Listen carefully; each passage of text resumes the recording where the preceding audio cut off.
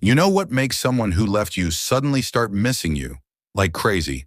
It's not begging. It's not posting sad stuff online. It's not trying to make them jealous. It's one single thing you do after they're gone. And when you do it, something weird happens. They start thinking about you. They start checking your social media. Some even come back asking, can we talk?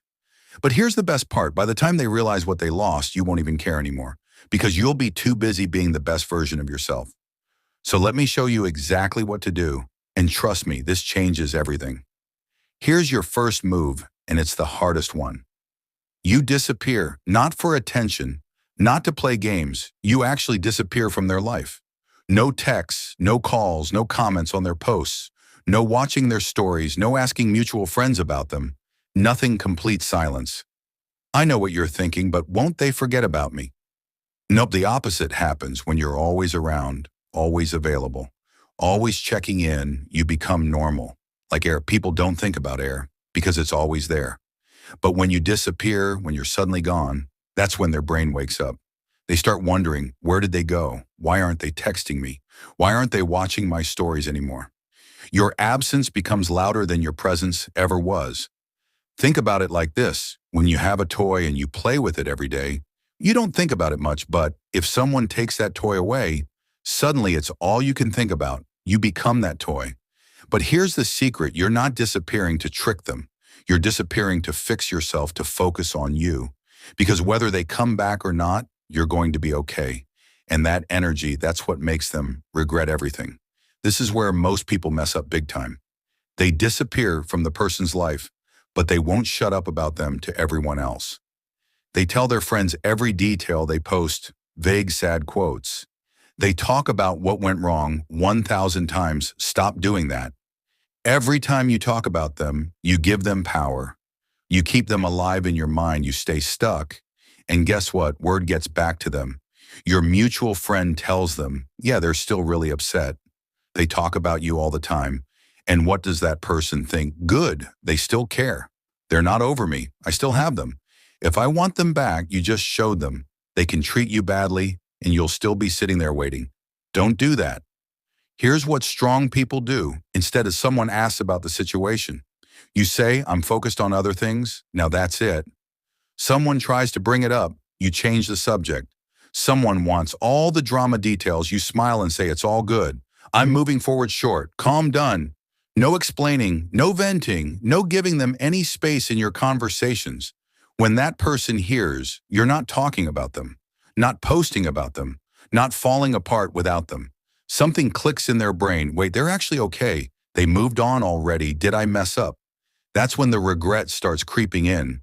Now here's where it gets really good. While they're gone, while you're not talking to them, while you're not talking about them, you do something powerful. You level up. You become better. Not for them, for you. You start working out. You learn new things. You pick up that hobby you always wanted to try. You spend time with people who actually appreciate you. You fix the parts of yourself you didn't like. You work on your confidence. You smile more. You laugh more. You become the person you always wanted to be. And here's the magic part. People notice, your friends notice you're different, happier, stronger, more confident. And eventually the person who left you, they notice too. Maybe they see a picture of you looking amazing. Maybe they hear from someone that you're doing great. Maybe they run into you and they can't believe how good you look. And their brain goes, oh no, this isn't what was supposed to happen. They were supposed to be sad and lost without me, but they're thriving. They're glowing. They look happier than when they were with me. That's the moment. That's when regret hits them like a truck because they realize something scary. You don't need them anymore. They thought you'd be broken. They thought you'd be waiting. They thought they could come back anytime and you'd be right there. But you're not. You moved on. You grew. You became better. And now they're the one feeling lost. So here's what happens next, and you need to be ready for this after some time passes, after you've disappeared, after you've stopped talking about them, after they see you're doing amazing without them. They reach out. Maybe it's a random text. Hey, how have you been? Maybe it's like on your old photo. Maybe it's a comment. Maybe it's a message saying they miss you. These are called breadcrumbs, little tiny pieces of attention they throw at you to see if you'll come running back. And this is the biggest test of all. Most people fail, right? Here they get so excited. Oh my God, they texted me, they missed me, they want me back. And they respond immediately. They're available again. They're eager again. And just like that, all your power's gone. The person thinks, okay, good, I still have them. I can take my time. They're not going anywhere. Don't do that. When they send that random text, that late night message, that I miss you comment, you do one of two things. Option one, you don't respond at all. You leave them on read. You show them that their little breadcrumbs don't work anymore. Option two, if you do respond, you keep it short and uninterested. I'm good, thanks, that's it. No questions back, no long conversation, no excitement. You stay cool, you stay unbothered, you stay busy with your own life. Because here's the truth, if they really wanted you back, if they really regretted losing you, they wouldn't send a lazy, hey text. They would actually put in effort. They would apologize. They would explain. They would show up properly. Breadcrumbs are for pigeons. You're not a pigeon. You're a person who knows their worth. Here's the final step, and it's the most important one. You live your life like you've already won. Not like you're trying to win. Not like you're waiting for them to come back. Not like you're trying to prove something. You live like you already have everything you need, because you do. You have yourself. You have your future. You have people who love you. You have goals and dreams and a whole life ahead of you. One person leaving doesn't change any of that. When you live like you've already won, people see it, they feel it. It's like a light that shines from inside you. You're not desperate. You're not needy. You're not waiting around for someone to choose you. You already chose yourself, and that's what makes people regret losing you more than anything else, because they see you happy.